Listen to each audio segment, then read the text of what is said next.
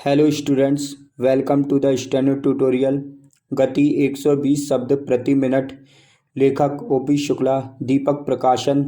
Video को like और channel को सब्सक्राइब जरूर करें और बेल आइकन को दबाना ना भूलें, जिससे आगे आने वाली वीडियो का नोटिफिकेशन आपको मिल सके।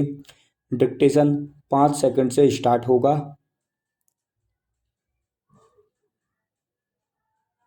Yes, start.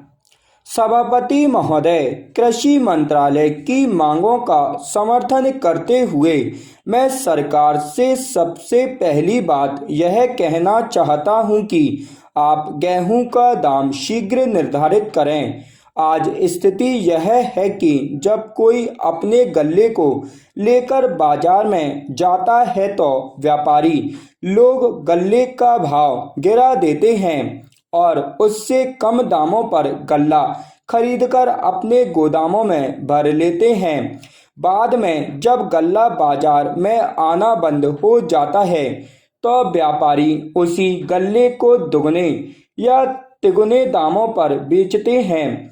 इस तरह से किसानों का खून चूसा जाता है।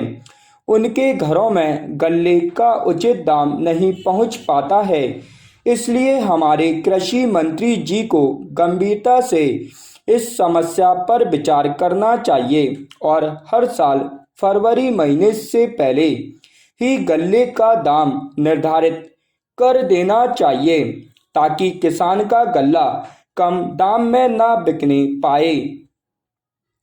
देश में आज अन्न की समस्या बहुत विकट रूप धारण कर चुकी है। राजस्थान में सूखा पड़ा हुआ है। मैं अभी राजस्थान के एक क्षेत्र का दौरा करके आया हूँ। वहाँ जानवर भूखे मर रहे हैं। किसान अपने घरों को छोड़कर दूसरे प्रदेशों में जा रहे हैं। मैं समझता हूँ कि सरकार को शीघ्र राहत कार्य की व्यवस्था करनी चाहिए। जानवरों के लिए चारा पहुँचाया जाए और किसानों को काम देना चाहिए, ताकि वे वहीं रहकर अपने परिवार का पालन कर सकें। आपने यदि शहरों का ही ध्यान रखा और देहातों की समस्या को हल नहीं किया तो भविष्य में बड़ा खतरा पैदा हो जाएगा। जब मैं अपने क्षेत्र का दौरा करने जाता हूं तो जनता मुझसे शिकायत करती है कि जब वोट मांगने का समय आता है तब आप हमसे अनेक वायदे करते हैं। लगान माफ होगा, गल्ला सस्ता होगा, जानवरों के लिए चारागाहों का प्रबंध होगा, नहरें खोदी जाएंगी, लेकिन चुनाव के बाद कुछ नहीं होता। जनता में इन सब बातों को लेकर बड़ा असंतोष है। हमारे मंत्री महोदय जब कभी उन क्षेत्रों का दौरा करने जाते हैं तो सरकारी निवास में ठहरते हैं, जिसकी वजह से उनको असली हालात का पता नहीं चलता।